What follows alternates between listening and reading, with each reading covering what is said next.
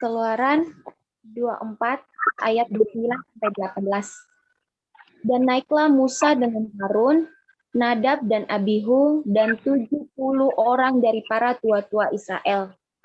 Lalu mereka melihat Allah Israel, kakinya berjejak pada sesuatu yang buatannya seperti lantai dari batu nilam, dan yang terangnya seperti langit yang cerah. Tetapi kepada pemuka-pemuka orang Israel itu, tidaklah diulurkannya tangannya, mereka memandang Allah lalu makan dan minum. Tuhan berfirman kepada Musa, naiklah menghadap aku ke atas gunung dan tinggallah di sana. Maka aku akan memberikan kepadamu loh batu yang ini hukum dan perintah yang telah kutuliskan untuk diajarkan kepada mereka. Lalu bangunlah Musa dengan Yosua abdinya, maka naiklah Musa ke atas gunung Allah itu. Tetapi kepada para tua-tua itu ia berkata, tinggallah di sini menunggu kami sampai kami kembali lagi kepadamu. Bukankah Harun dan Hur ada bersama-sama dengan kamu?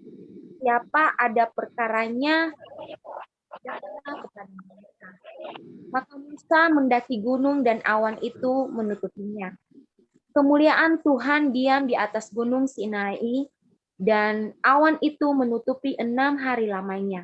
Pada hari ketujuh dipanggilnyalah Musa dari tengah-tengah awan itu. Tampaknya kemuliaan Tuhan sebagai api yang menghanguskan di puncak gunung itu pada pemandangan orang Israel. Masuklah Musa ke tengah-tengah awan itu dengan mendaki gunung itu. Lalu tinggallah ia di atas gunung itu 40 hari dan 40 malam lamanya. Oke, makasih Kak Septa. Selamat bergabung nih, Yar. Kita bahas Keluaran 24 ayat 9 sampai 18 ya.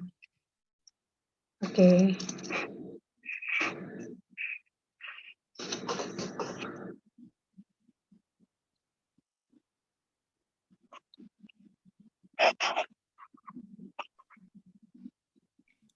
Puji Tuhan. Seberapa kita yang ada, sama-sama kita rindu terus belajar firman Tuhan.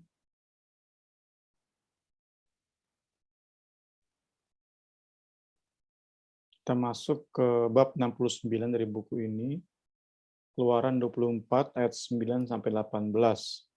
Di Alkitab kita diberi judul Musa di Gunung Sinai. Di buku ini diberi judul Mereka Memandang Allah.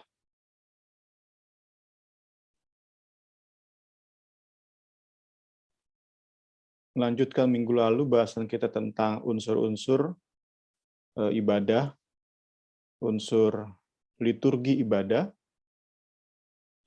Kamis lalu kita sudah melihat panggilan beribadah, kemudian pembacaan firman dan pengakuan iman, kemudian kita lihat juga peran Musa sebagai pemimpin rohani dalam ibadah. Di bab ini kita melihat tentang kehadiran Tuhan dalam ibadah.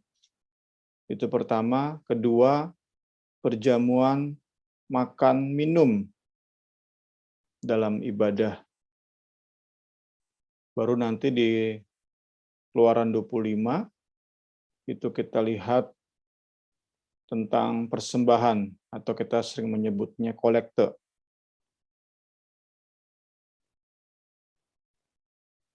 Ya, kita lihat bahwa setelah Musa dan kawan-kawan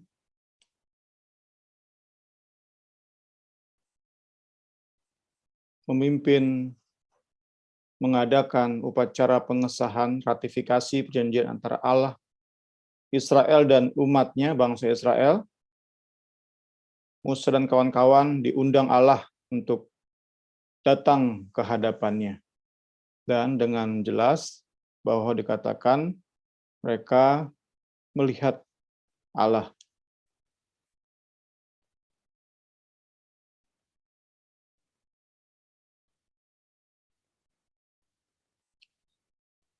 Allah hadir di tengah ibadah mereka. Ini bukti perkenanan Allah terhadap ibadah yang bangsa Israel lakukan.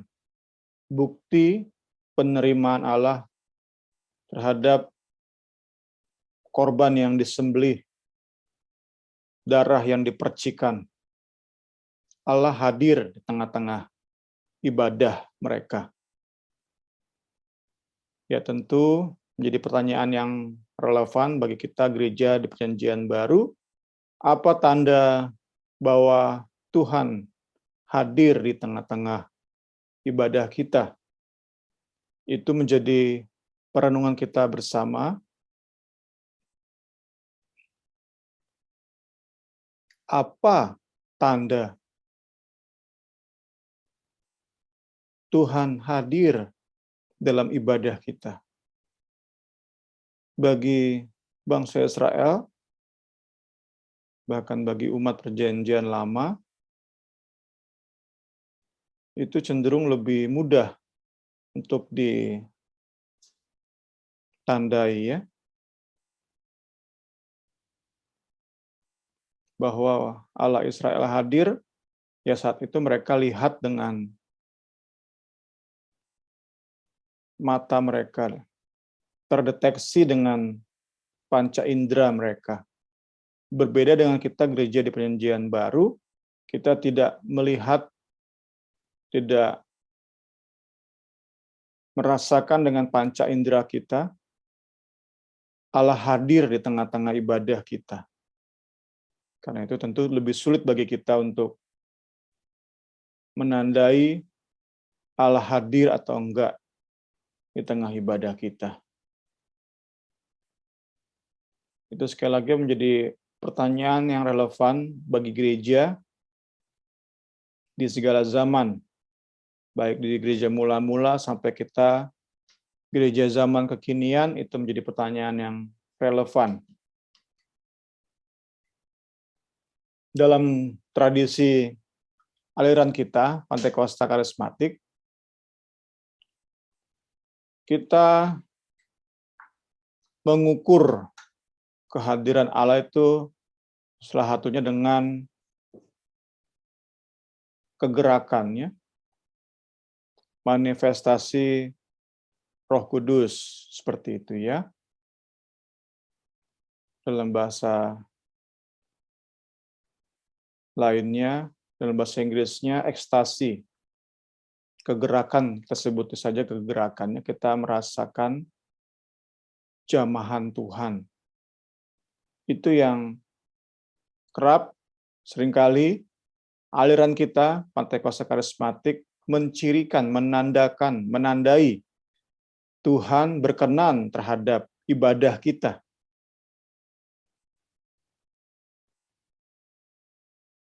Ya, tentu saya pribadi dalami, ini menjadi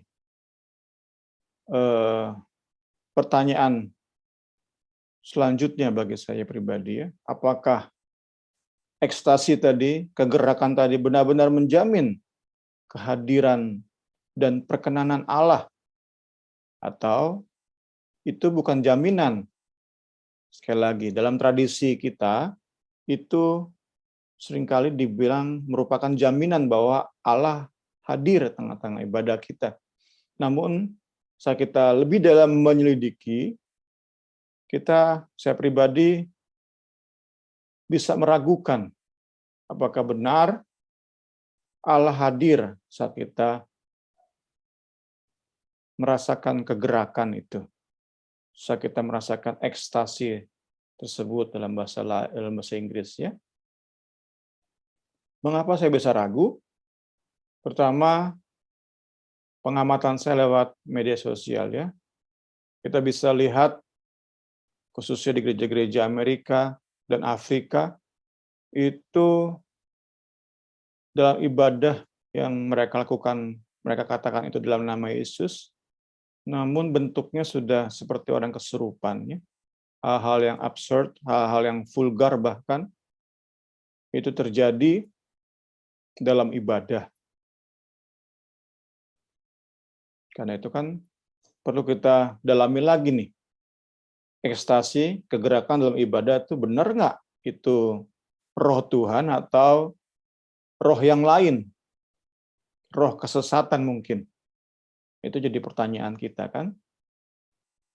Itu alasan saya meragukan tradisi aliran kita yang berusaha menandai kehadiran Allah itu dengan ekstasi tadi, kegerakan. Kita harus lebih dalami supaya kita tidak mudah ditipu oleh roh-roh lain. Itu pengamatan saya lewat media sosial ya. Kedua, dari pengalaman pribadi. Setelah cukup lama melayani, saya mengamati ada orang-orang yang sebentar-sebentar berekstasi, kegerakan di dalam ibadah. Namun, dalam kehidupan sehari-hari, karakternya begitu-begitu saja. Kemudian, keluarganya jauh dari kondisi ideal. Kemudian kita lihat juga anak cucunya nggak takut Tuhan, jauh dari Tuhan. Kita jadi ragu kan? Sedangkan menurut logika kita, saat orang sering berjumpa dengan Tuhan, setiap ibadah kegerakan, berjumpa dengan Tuhan, menikmati hadirat Tuhan, sudah seharusnya karakter akan terus diubahkan. Lambat mungkin, tetapi merupakan sebuah keniscayaan, kepastian. Demikian pula keluarganya. Orang-orang yang bisa menikmati kasih Tuhan, anugerah Tuhan, kehadiran Tuhan, perkenanan Tuhan, pasti akan membagikan anugerah tersebut kepada istri, suami, anak-anak. Tentu menjadi keluarga yang terus dipulihkan. Dan demikian anak-anaknya pun bisa tumbuh dalam takut akan Tuhan.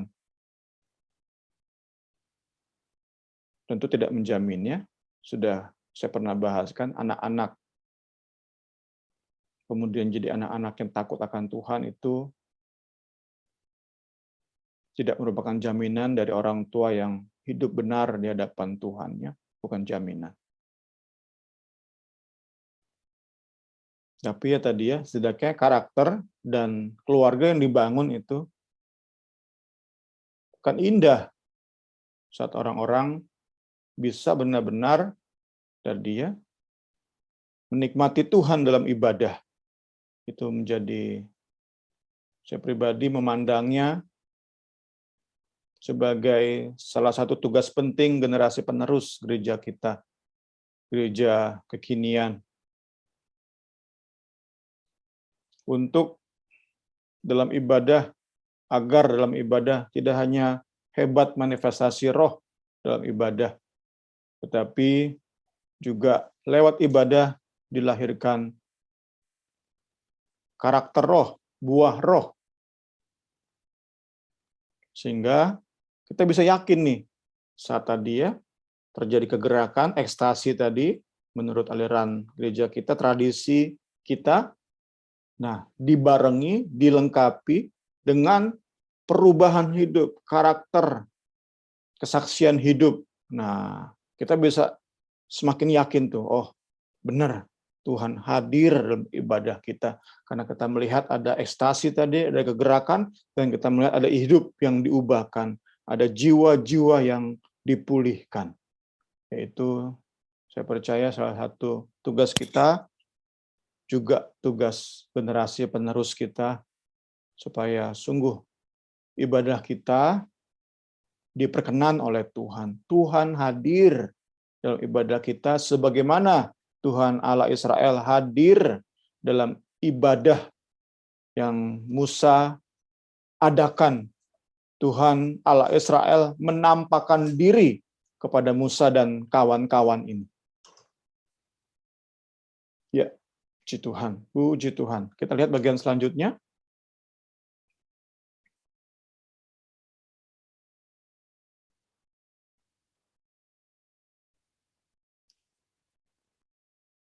Dikatakan bahwa mereka memandang Allah. Nah, ini secara sekilas bertentangan dengan Keluaran 33 ayat 20. Dikatakan di sana setiap orang yang memandang Tuhan bisa hidup.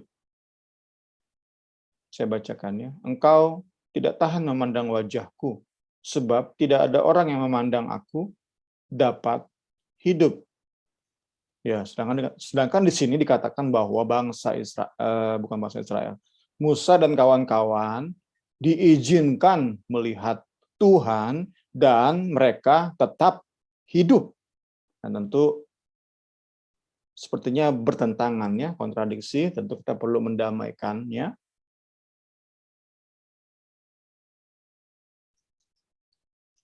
Jawaban paling sederhana adalah ini ya.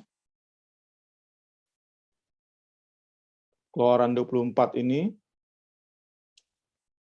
peristiwa di mana Allah membatasi kemuliaannya sehingga manusia bisa memandang Allah.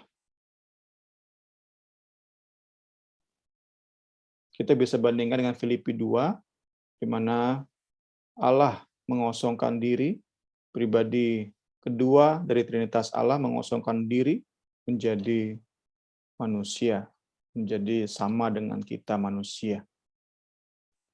Demikian pula di Keluaran 24 ini Allah membatasi kemuliaannya sehingga Musa dan kawan-kawan saat melihat kemuliaan Allah, melihat Allah tidak mati. Itu jawaban yang paling sederhana, bisa nanti teman-teman dalami. Kemudian lanjut kita. Seperti apa Allah itu yang dilihat oleh Musa dan kawan-kawan? Apakah dia tinggi? Kulitnya seperti apa? Apakah dia ada rambutnya? Berwajah seperti apa rupa dia?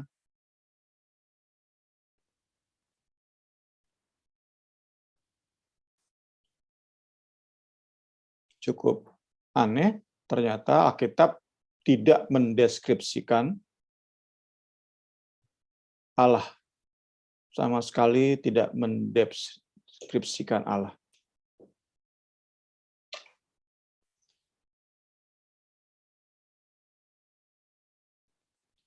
Mengapa? Ada dua kemungkinan. Pertama, karena mereka terus tersungkur selama Allah menampakkan diri. Jadi kemungkinan mereka hanya melihat batu tadi, batu nilam, dan kakinya Allah. Itu yang pertama, kemungkinan pertama. Ada kemungkinan kedua, Allah itu tidak sejajar dengan mereka. Allah itu terbang gitu ya. Mereka melihat ke atas, yang mereka lihat hanya batu nilam.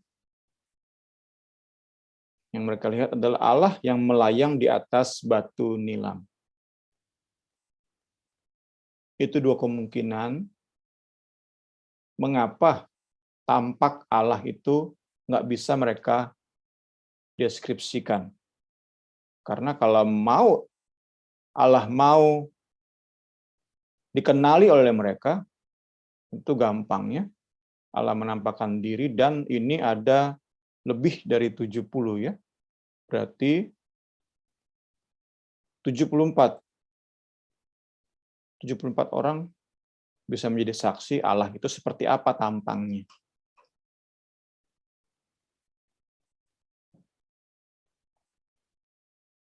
Jadi ada kemungkinan kenapa penampakan Allah itu tidak bisa digambarkan, deskripsikan.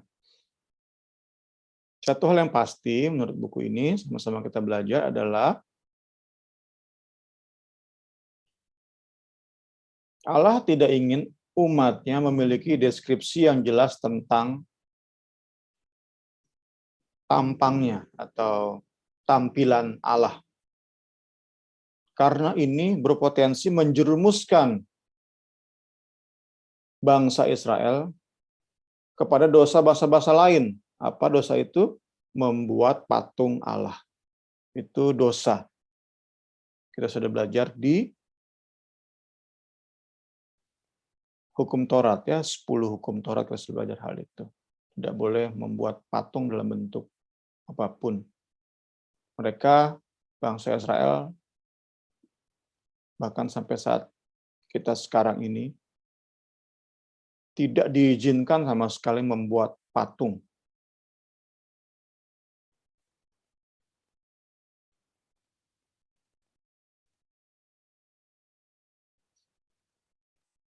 Ini bertentangan dengan kecenderungan manusiawi, bertentangan dengan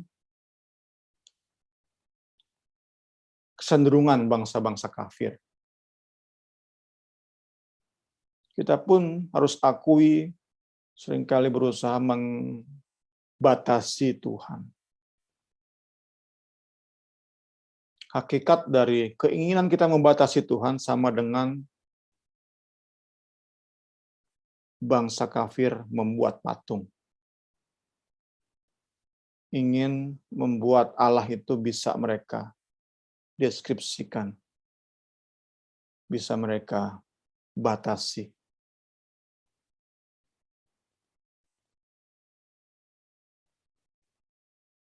Tuhan memang mau kita mengasihi Dia dengan segenap akal budi, rasio kita, logika kita. Namun, pada saat yang sama, Dia tidak mau kita membatasinya dengan akal budi kita. Keberadaannya, atributnya, itu semua melampaui akal budi kita. Kehendaknya, cara kerjanya. Tidak heran, kita dapati ayat-ayat seperti Yesaya 55 ayat 8-9. Rancanganku bukanlah rancanganmu, jalanmu bukanlah jalanku. Demikianlah firman Tuhan. Seperti tingginya langit dari bumi, demikianlah tingginya jalanku dari jalanmu dan rancanganku dari rancanganmu. Ya, sekali lagi kita belajar di bagian ini bahwa Allah tidak ingin umatnya membatasi dirinya. Sama sekali itu bertentangan dengan ilahian. Kalau kita ingin terus bertumbuh dalam kerohanian kita, maka kita akan semakin sadar akan keterbatasan kita dan ketidakterbatasan Allah. Itu hakikatnya ya, hakikat pembelajaran kita pada bagian ini. Allah ingin menunjukkan diri di dalam ketidakterbatasannya. Agar kita sepenuhnya sadar akan keterbatasan kita. Kiranya Tuhan Yesus menolong kita semua, supaya kita tidak menjadi orang-orang yang ingin membatasi Allah. Orang-orang yang ingin mengontrol Allah. Puji Tuhan. Ya, paragraf ini sangat indah. Katakan di sini bahwa peristiwa di Keluaran 24 itu menceritakan kisah keselamatan bagi bangsa Israel, juga bagi kita, gereja di zaman kekinian. Dimulai dari hubungan yang berjarak,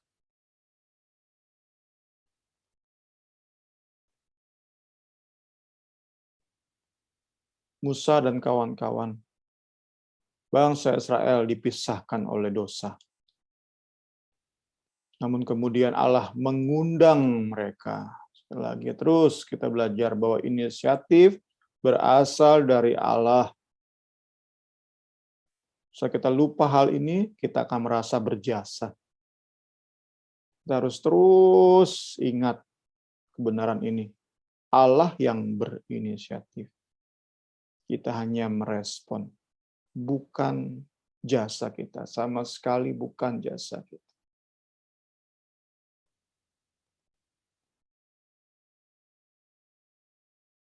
Allah mengundang,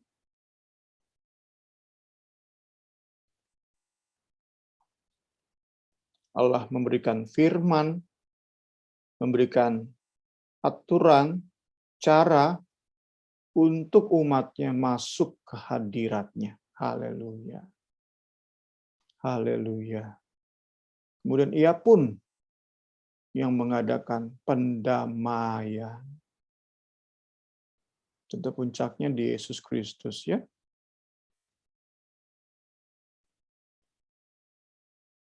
Karya pendamaian inilah yang membawa kita masuk ke dalam hadirat-Nya.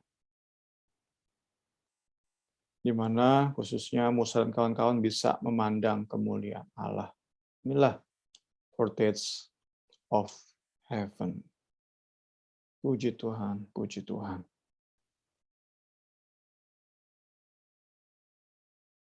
Ya, saya percepat.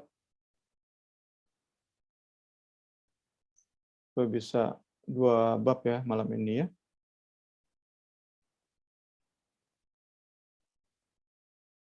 Setelah memandang Tuhan, mereka dilayani makan minum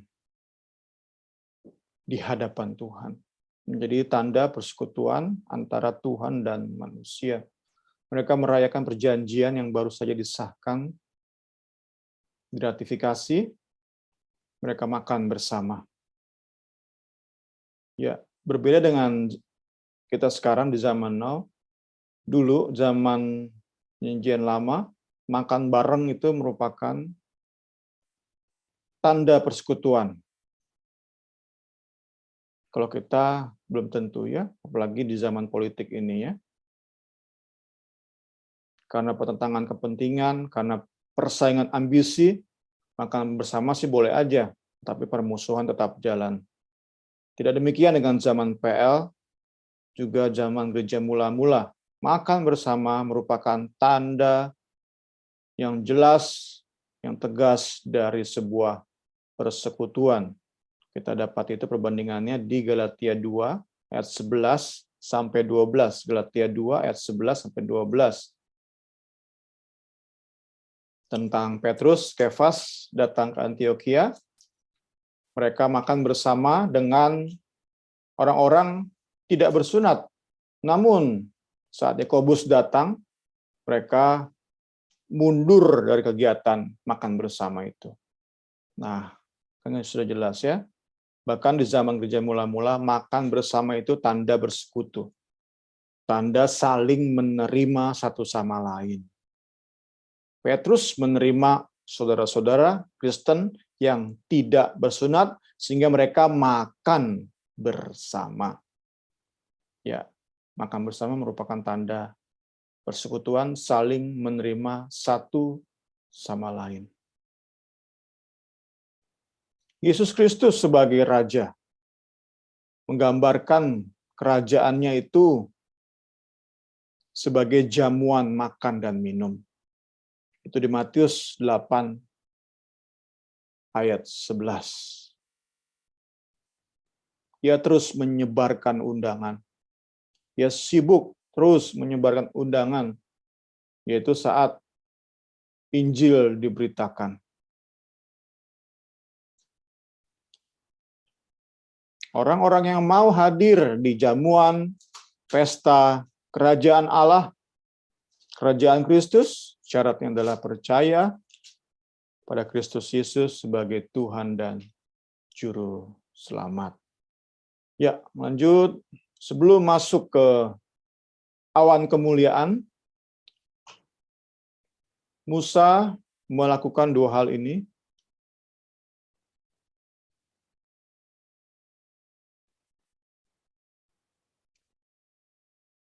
Musa melakukannya sebagai pemimpin, dalam kapasitas dia sebagai pemimpin.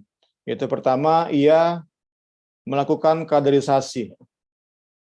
Itu di ayat 13. Musa mengajak Yosua untuk naik ke gunung Allah sebagai persiapan nanti Yosua menggantikan kepemimpinan.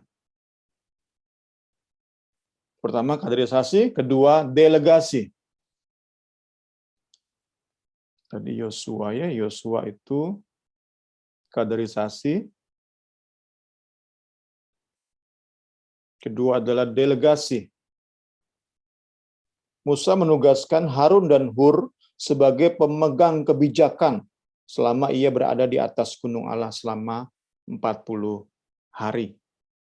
Ya, ini tugas para pemimpinnya. Masuk ke kemuliaan Allah.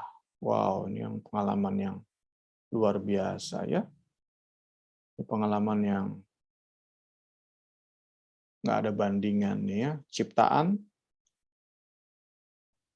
manusia yang bisa mati ini bertemu dengan pencipta, sang pencipta.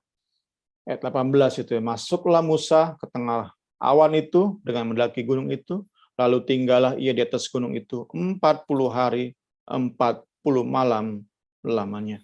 Ini tentu merupakan momen puncak, momen klimaks bagi Musa ya.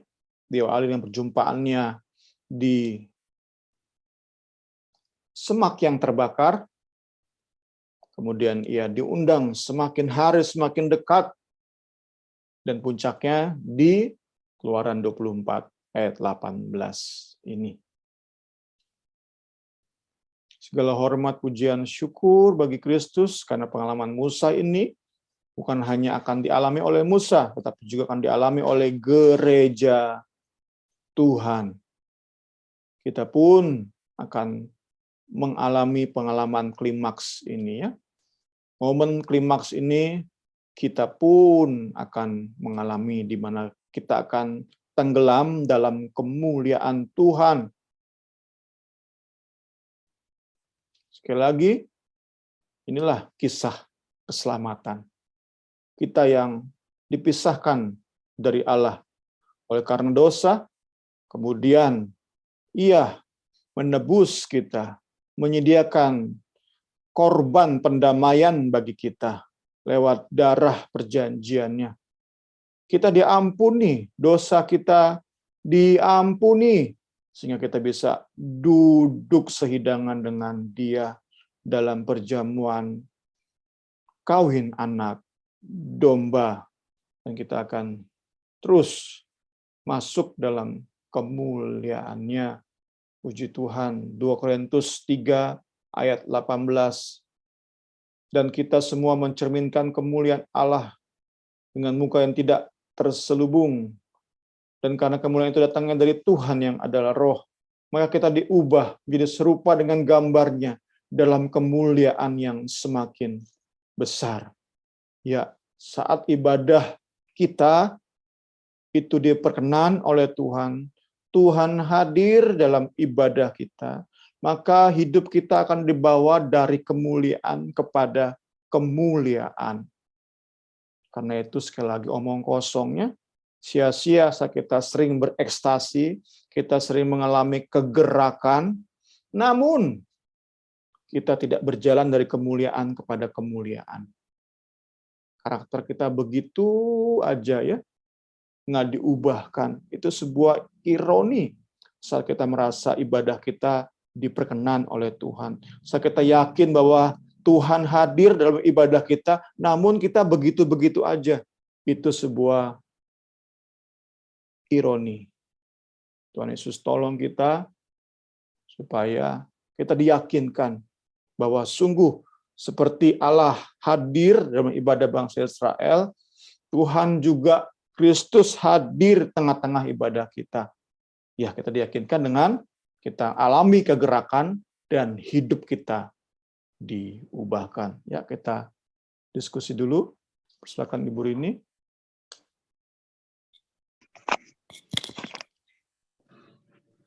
Ya. Selamat malam teman-teman yang sudah bergabung. Mungkin ada pertanyaan atau tambahan, boleh? Soal Keluaran 24 ini.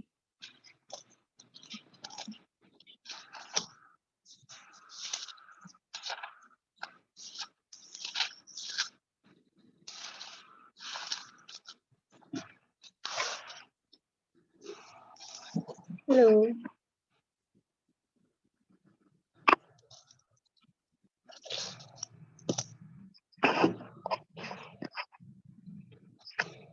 Nggak ada ya teman-teman, kita lanjut aja ya. Kita akan baca Keluaran 25 ayat 1 sampai 8. 1 sampai 9. 1 sampai 9 ya, Pi? 1 sampai 8 aja. Nanti saya minta siapa ya? Kak Suci yang bacain ya, Kak.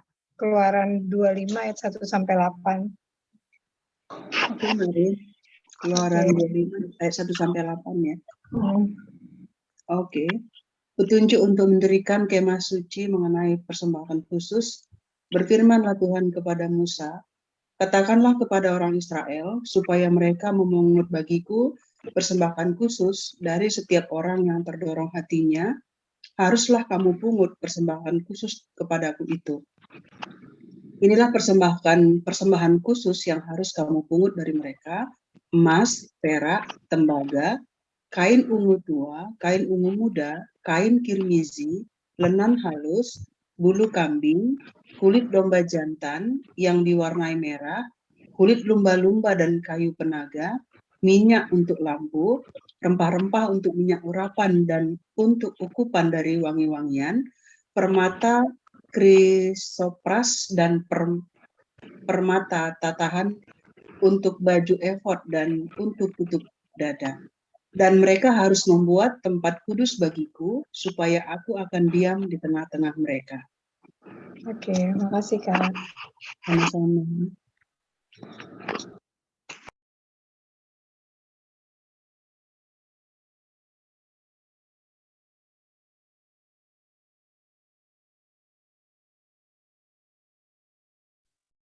Puji Tuhan, kita masuk ke bab 70. Lebih cepat dikit ya. Kita rekam, jadi kita bisa belajar lagi nanti. Petunjuk untuk mendirikan bait suci, kemah suci, mengenai persembahan khusus, persembahan sukarela. Ya, seringkali buku ini menggunakan perbandingan dua ekstrim sebagai pendahuluan. Demikian pula di bab ini. Buku ini membandingkan dua ekstrim tentang persembahan atau kita sebut saja kolekte. Ekstrim pertama itu ada orang-orang pemimpin rohani. Kita sebut pemimpin rohani sih kurang ini ya, kurang pas ya. Yang aja pendeta kali ya. Pendeta kan ada pendeta palsu, pendeta sejati ya. Ekstrim pertama itu pendeta bertuhankan uang. Dimulai dari pendetanya, nularin seluruh jemaatnya. Sehingga dalam ibadah, yang lain itu pelengkap aja. Yang utama adalah uang. Ekstrem kedua adalah pembiaran terhadap bagian-bagian firman yang mengajar tentang memberi. Ini ekstrem kedua ya. Pendeta takut mengajarkan tentang kolekte persembahan, tentang perpuluhan. Ini pun salah. Karena itu kita perlu punya keseimbangan supaya kita tidak menempatkan uang pada porsi yang salah. Kolekte kiranya dapat kita tempatkan pada porsinya.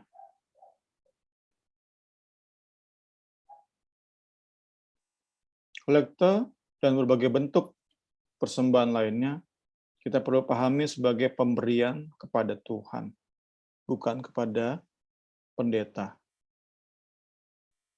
Karena itu saran terbaik saat jemaat siapapun mendapati bahwa gereja sudah mengutamakan uang dalam konsepnya, dalam pemikirannya, nasihat terbaik adalah pindah dari gereja tersebut ya. Pindah gereja merupakan saran terbaik saat jemaat mendapati pengelolaan uang sudah tidak benar. Ya, puji Tuhan. Di bab ini dikatakan bahwa sungguh menakjubkan saat pemberian kita itu, kolektor itu dinilai Tuhan, dianggap Tuhan sebagai bentuk penyembahan. Itu sebuah hal yang menakjubkan. Karena sesungguhnya semua itu milik Tuhan.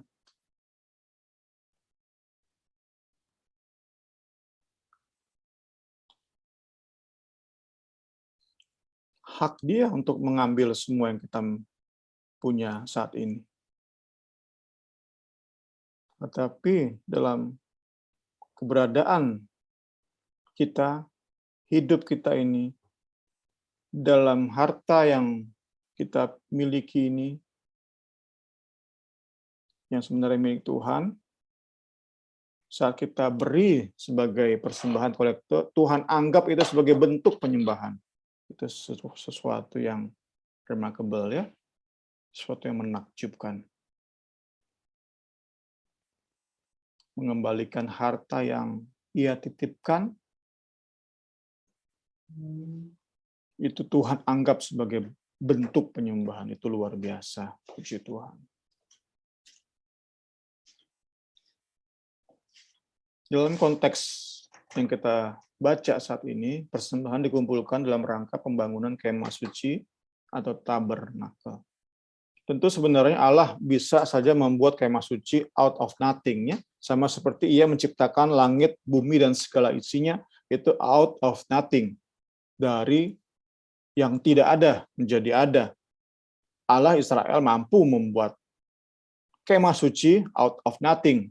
Tetapi sungguh sebuah keistimewaan, privilege saat umat Israel, bangsa Israel dilibatkan, berpartisipasi membangun kemah suci. Sebuah kehormatan, privilege, keistimewaan bagi bangsa yang dilibatkan Allah Israel untuk mendirikan kemah suci, tempat di mana nanti Allah berdiam. What a privilege, ya. Di ayat 2 kita dapati bahwa kondisi dari para pemberi kolekte adalah sukarela. Dicatat di ayat 2, itu dikatakan mereka yang terdorong hatinya, atau dalam bahasa Indonesia masa kini, tergerak hatinya. Jadi persembahan ini tidak bersifat paksaan, namun sukarela. Itu ditegaskan bagi kita Gereja Perjanjian Baru di 2 Korintus 9 ayat 7. 2 Korintus 9 ayat 7 saya bacakan dalam versi firman Allah yang hidup. Saya bacakan. Setiap orang harus mengambil keputusan sendiri mengenai jumlah yang akan diberikannya. Jangan dengan bersungut-sungut atau karena terpaksa, sebab Allah mengasihi orang yang memberi dengan sukacita. Jadi penekanan di sini adalah tentang kerelaan. Sukacita dalam memberi. Meskipun nanti kita belajar di bagian lain, saat bangsa Israel sudah masuk ke tanah perjanjian, tanah Kanaan, itu ada namanya persembahan wajib, yang kita kenal dengan persepuluhan. Dengan demikian, secara garis besar kita dapati dua bentuk persembahan yang Tuhan atur, ya. Pertama adalah persembahan rutin, kolekte, persembahan khusus yang rutin, itu melatih kedisiplinan.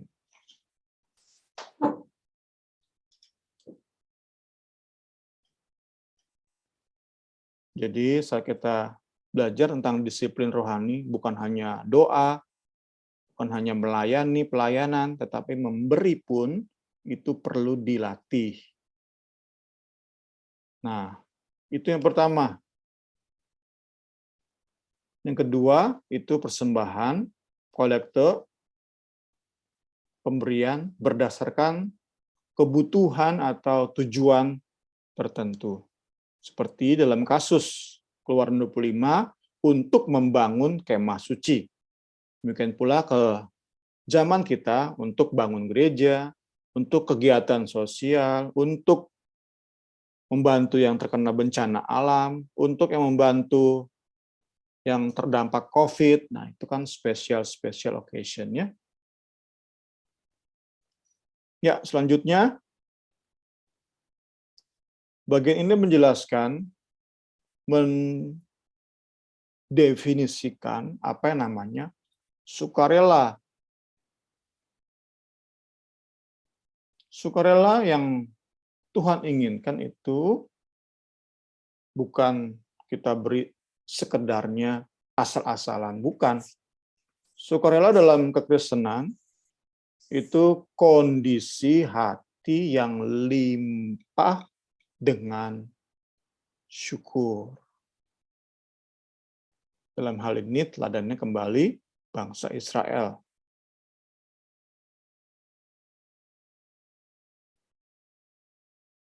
Pemberian mereka didasari oleh respon penuh syukur terhadap segala sesuatu yang Allah Israel telah buat bagi mereka. Allah Israel telah menyelamatkan mereka semata-mata by grace. Allah Israel membebaskan mereka dari perbudakan. Allah Israel melimpahi mereka, mencukupkan kebutuhan mereka.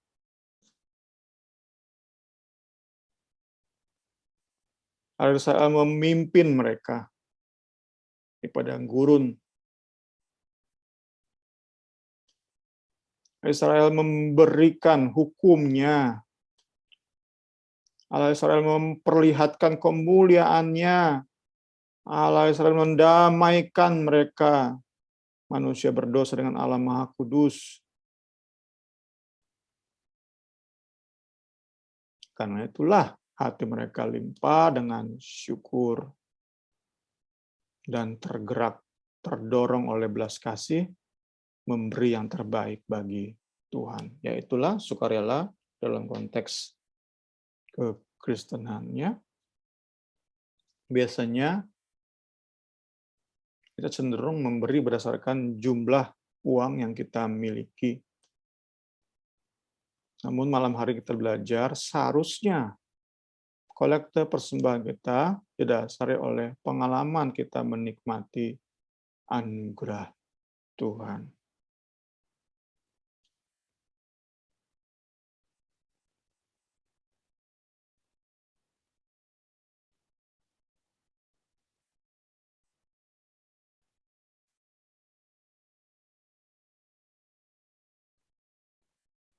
Banyak yang Tuhan sudah buat bagi kita.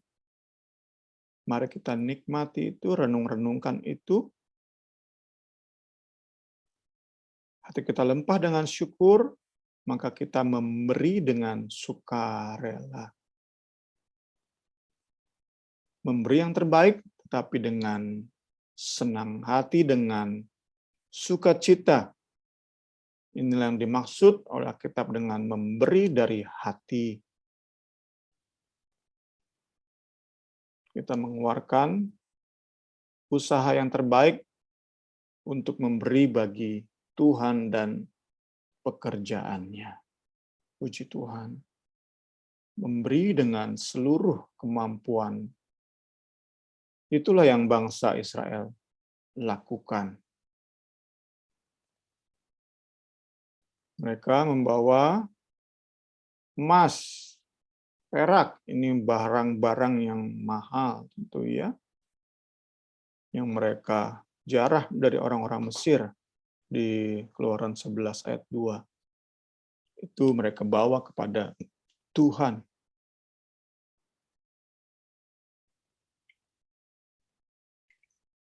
Apalagi saat bicara tadi tentang permata krisopras.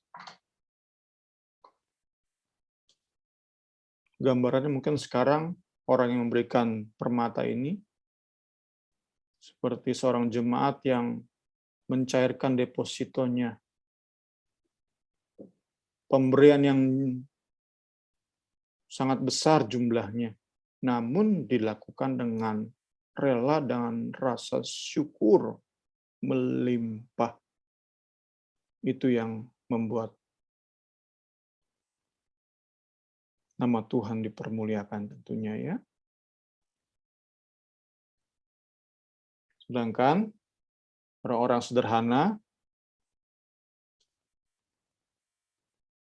mereka akan memberi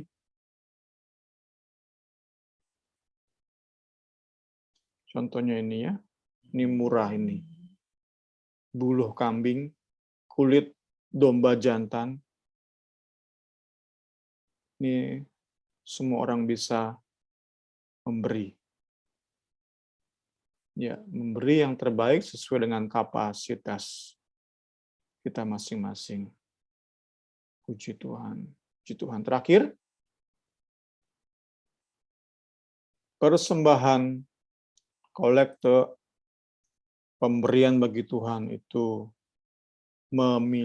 mengandung tujuan rohani.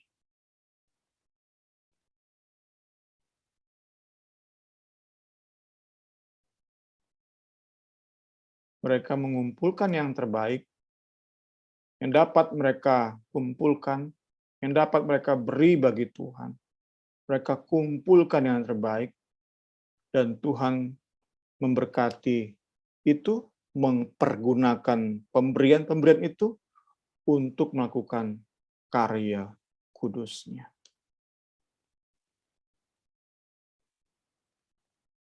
Di ayat 8 tadi ya, dan mereka harus membuat tempat kudus bagiku, supaya aku akan diam di tengah-tengah mereka. Pemberian dari hati yang penuh syukur, memberi yang terbaik bagi Tuhan, itu digunakan untuk mendirikan kemah suci, dan Allah diam di tengah-tengah mereka. Demikian pula kita yakini saat kita mengikuti pola ini, kita memberi bagi Tuhan dan pekerjaannya mengikuti pola Keluaran 25 ini, maka dipastikan Tuhan hadir, Tuhan memberkati, Tuhan menggunakan pemberian kita, kolekte kita, untuk menghadirkan perkenanannya ya, untuk menyatakan kemuliaannya dalam hidup kita. Kiranya dapat kita pahaminya malam hari ini, selalu punya tujuan spiritual, tujuan rohani. Saat kita mengikuti pola Keluaran 25, maka dipastikan perkenanan Allah itu hadir dalam hidup kita. Saat Allah hadir di hidup kita itu tentu tersebar ke keluarga kita.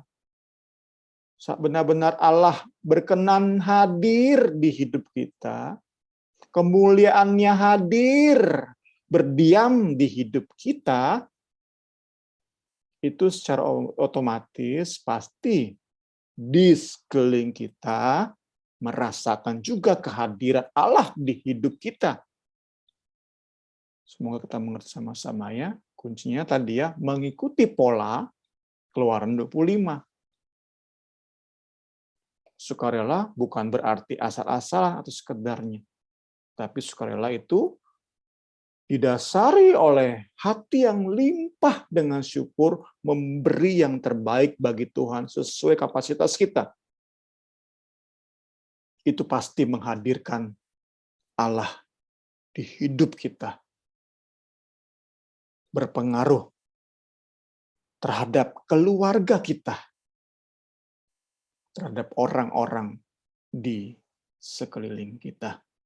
Jadi mari sama-sama kita berjuang, jemaat berjuang dalam memberi yang lebih alkitabiah lagi.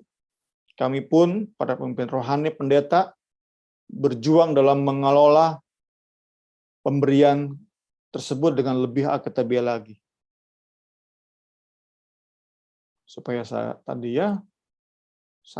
percaya kerinduan kita sama yang ikuti Bible study, yang dengar Bible study ini. Sama kerinduan kita. Allah hadir menyatakan kemuliaannya, satu kok keinginan kita. Allah hadir nyatain kemuliaannya.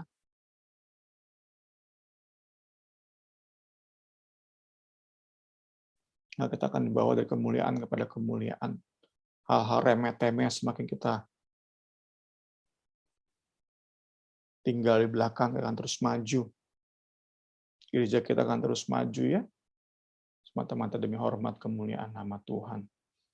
Ya, penutup dibahas sedikit di sini. Ya, ada orang-orang itu menganggap kolektor itu paling tepat itu hanya untuk kegiatan sosial atau misi penginjilan dan merasa terganggu saat kolektor persembahan digunakan untuk bangun gereja, bangun gedung yang cukup besar mungkin. Nah, itu ada orang-orang yang terganggu ya. Tetapi mari kita buka wawasan seperti buku ini berikan wawasan bahwa pekerjaan Tuhan itu lebih luas dari penginjilan dan kegiatan sosial ya. Juga meliputi yaitu tadi ya, bangun dan rawat gedung gereja.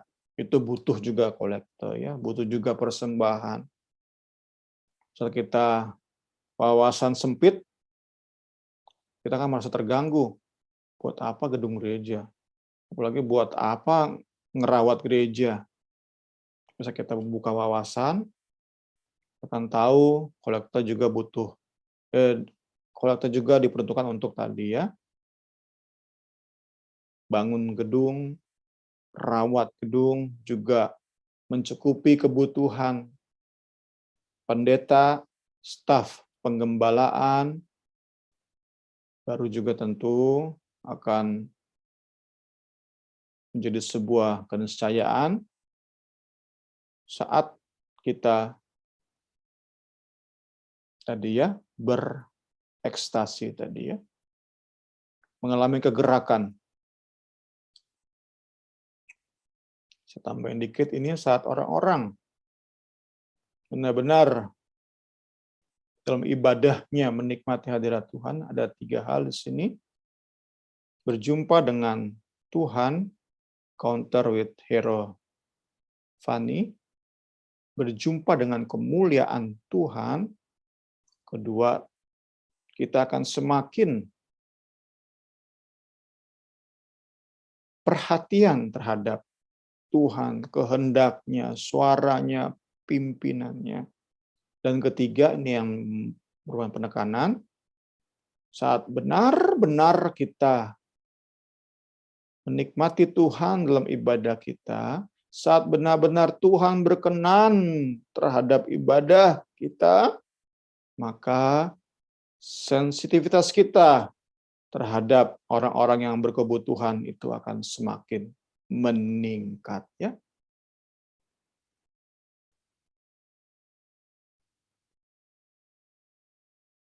Jadi merupakan sebuah kepastiannya saat Tuhan hadir tengah-tengah ibadah kita, maka kolektor kita pun pasti akan bersifat sosial tadi ya. Dan bersifat juga misi penginjilan. Ya, puji Tuhan, selamat malam. Bisa diperlengkapi sedikit nanti oleh Bu Rini dalam diskusi mungkin.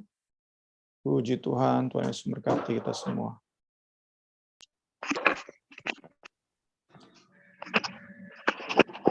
Ya, terima kasih Pak Fahmi untuk penjelasannya malam ini. Teman-teman ada yang mau berbagi tentang persembahan Kalau saya sih mau nanya tadi, Papa Mi kan bilang tuh bangsa Israel ngasih persembahan dari jarahan orang Mesir gitu, jadi dia menjarah di kota Mesir, terus dia ngasih persembahan emas dan perak kayak gitu. Kalau kayak gitu, eh, apa tuh? Persembahan apa itu? Maksudnya Tuhan tuh berkenan gitu, itu kan persembahan jarahan gitu loh.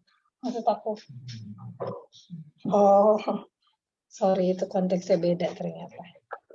Salah pemikiran dari saya. Teman-teman ada yang mau ditanyain mungkin soal persembahan?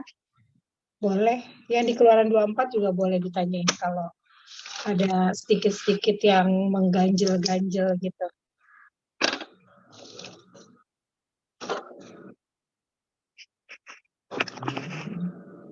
Niar, mungkin mau bertanya, Kak Septa, nambahin boleh, Kak Suci, Bu Rora, Onti, boleh nambahin. Biar agak kelamaan dikit nih. Marin, Halo Kak, iya Kak. jadi teringat juga ya, tapi bukan jawaban sih, jadi bertanya-tanya juga gitu ya. Mungkin lebih vulgarnya, bagaimana kalau persembahan yang bukan, maksudnya bukan dari ini ya gitu ya, misalnya dari korupsi misalnya begitu ya.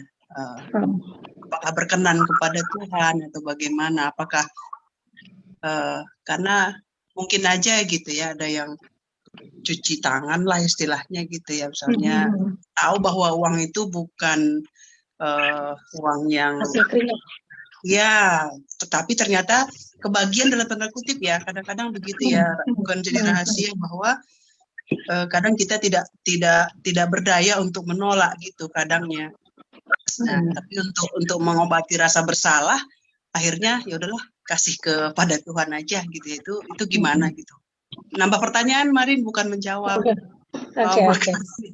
Makasih ya. Iya, sama-sama Kak.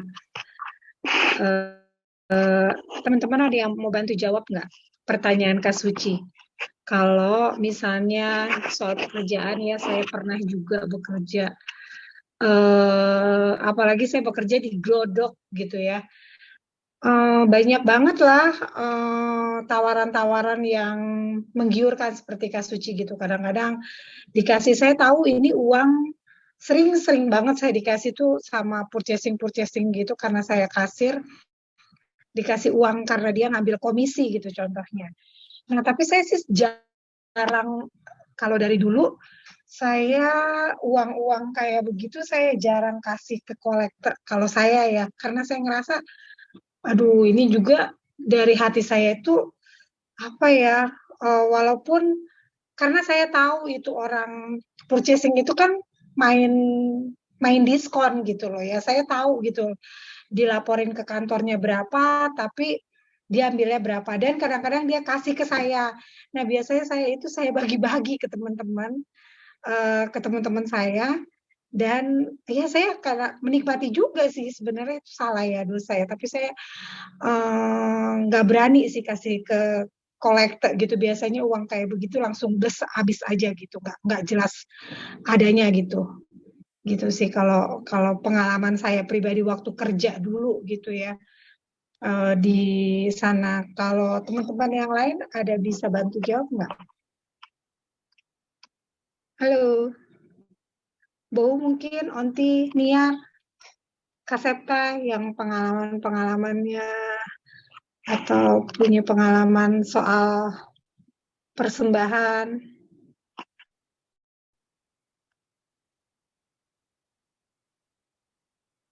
Oh, tuh. Nia kasih ini di chat. Jadi keinget Yudas yang persembahan uang perak ke bait suci buat cuci tangan. Iya. Bentar, Papa Mi bisa bantu jawab nggak?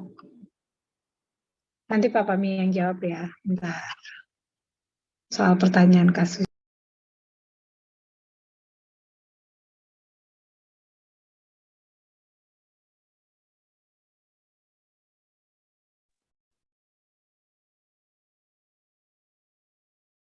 Kalau soal tadi ya, cuci tangan, mungkin ada pertimbangan-pertimbangan lain ya. Tadi seperti ini juga, buat bagi-bagi aja atau seperti apa ya. Memang lebih ideal sih menolak, tapi ya tadi Kak Suci bilang juga ya, kadang-kadang keadaan memaksa. Ya tadi ya kita hidup, pernah juga kita bahas kan kita hidup di sisi idealnya, tapi juga kita hadapi kenyataan hidup ya. Kita tinggal seimbangkan tuh ya. Saya terus terang kalau yang pertanyaan seperti itu kurang bisa jawab nih. Kalau sisi ideal pendeta sih selalu pengennya ya bersih dari itu ya, selalu menolak. Tapi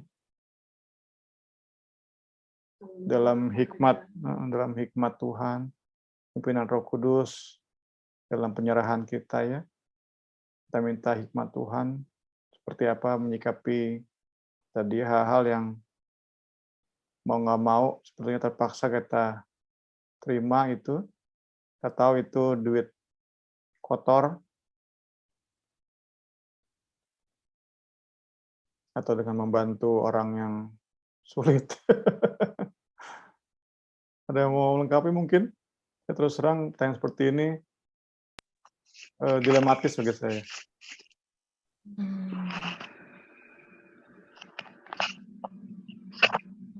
Teman-teman ada yang mau bantu jawab?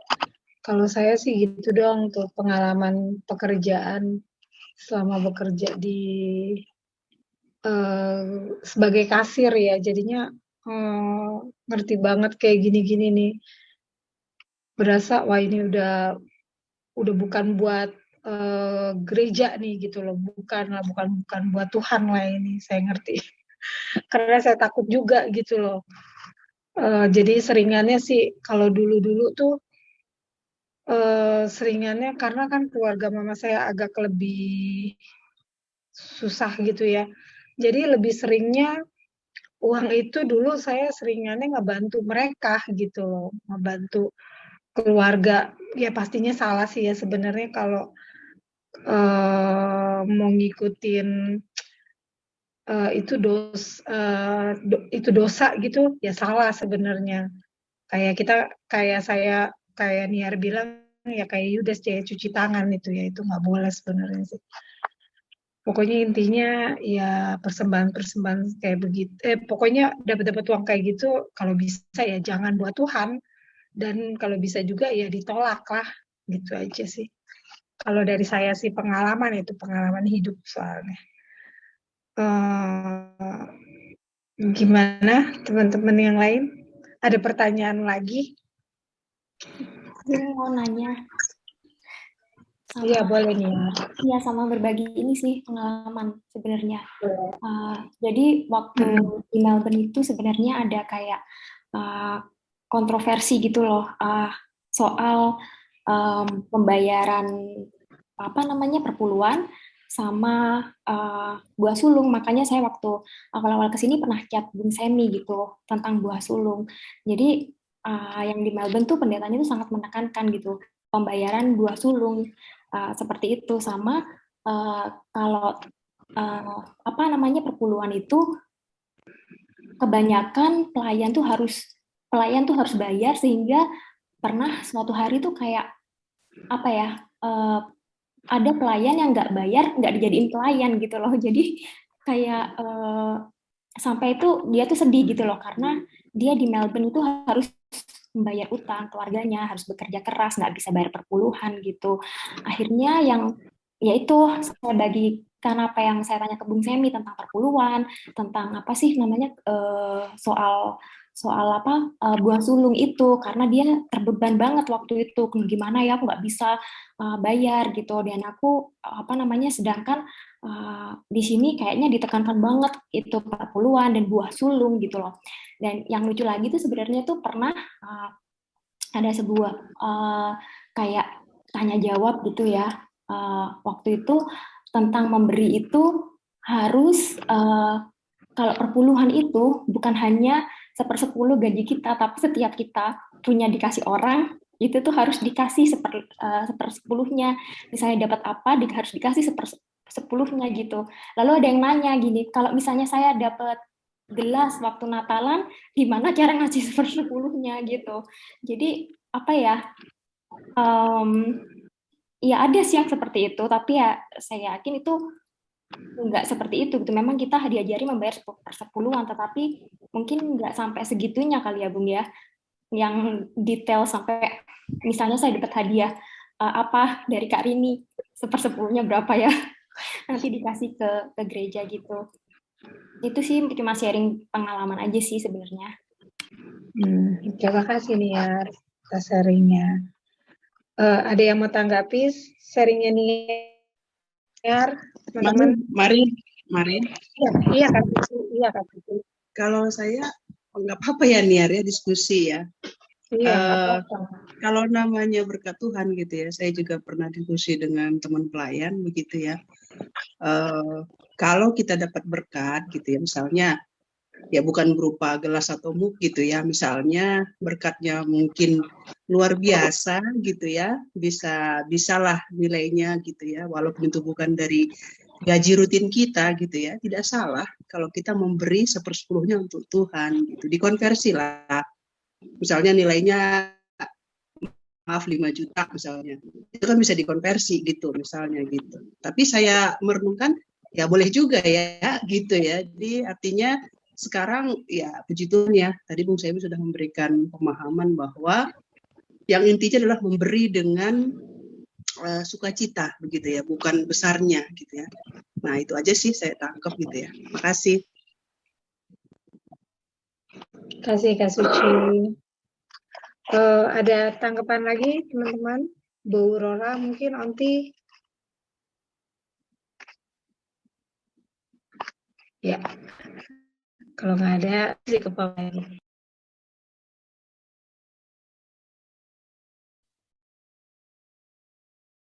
Idem aja saya. Idem ya. Yang penting tadi ya, hakikat-hakikatnya udah kita sama-sama belajar hakikatnya ya.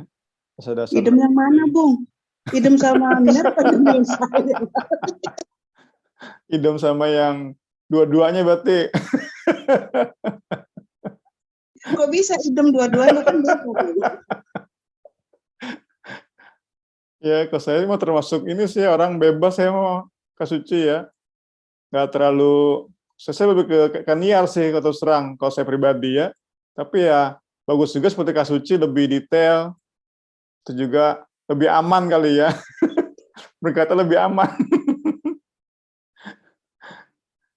Karena belajar katanya Bung, banyak memberi, banyak mendapat berkat gitu. Amin, amin. Belajar sih Bung, yang belajar. Puji Tuhan. Nah, saya juga belajar berarti dari Kak Suci batir nih. Saya pribadi cenderung untuk bebas saya ya. Yang penting ya tadi ya, didasari dengan hati yang bersyukur, limpah dengan syukur. Sebab itu penting kan kita belajar firman, sehingga kita benar-benar mengerti apa saja yang Tuhan sudah buat bagi kita.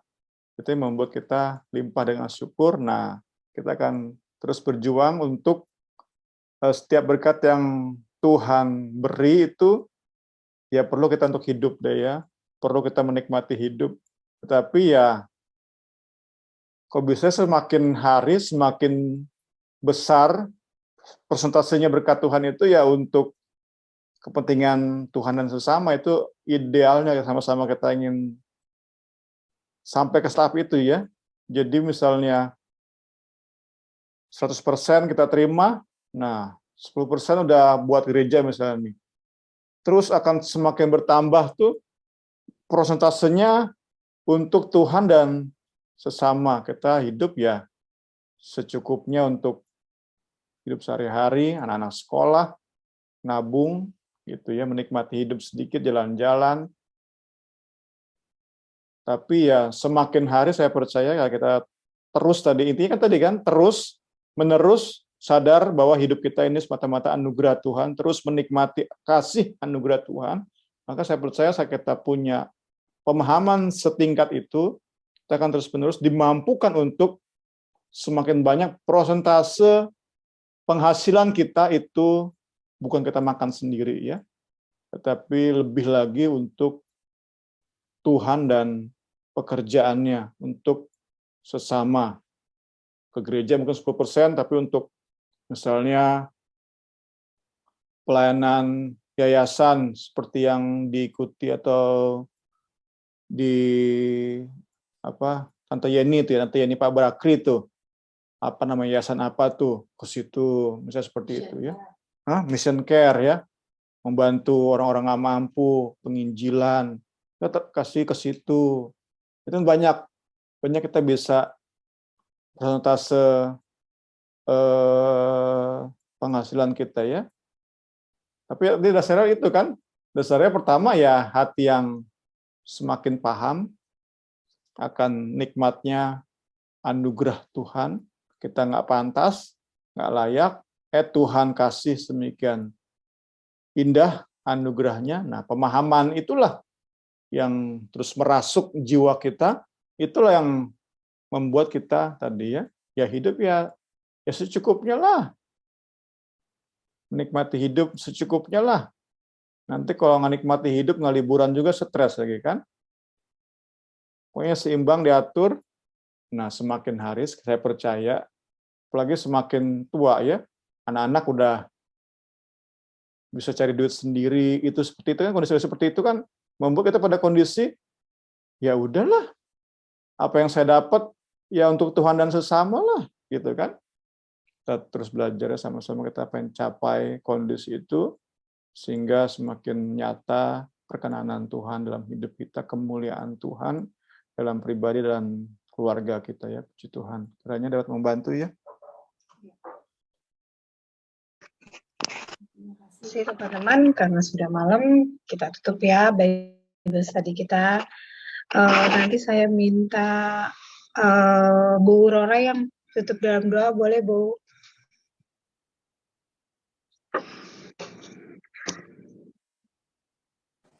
Ayo kita bersatu dalam doa ya.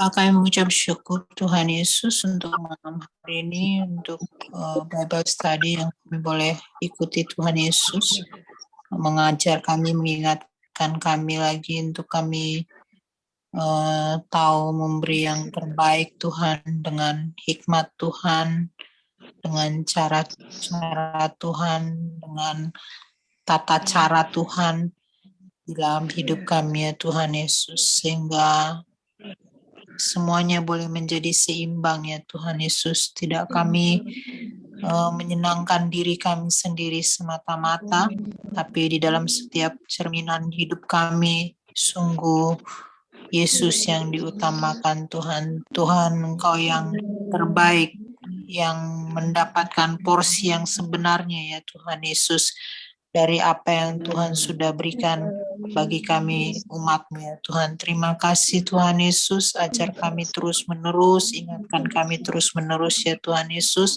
sehingga pelajaran-pelajaran ini tidak berlalu begitu saja Tuhan Yesus, tapi sungguh memberikan pembaruan di dalam hidup kami ya Tuhan. Terima kasih untuk Bung Semi yang sudah memimpin Bible study ini. Terima kasih untuk hal-hal